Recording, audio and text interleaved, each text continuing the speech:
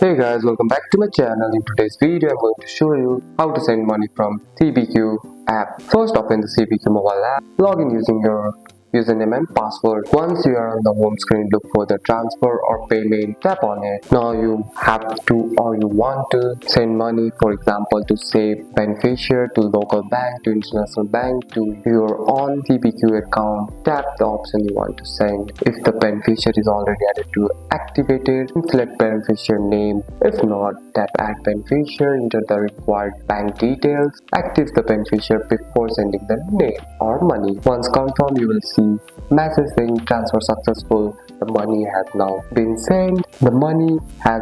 sent. You can check the transfer in transfer history. And that's it. That's all for today's video, guys. If you found this video helpful, drop a like and subscribe for more videos. Thanks for watching. See you in the next one.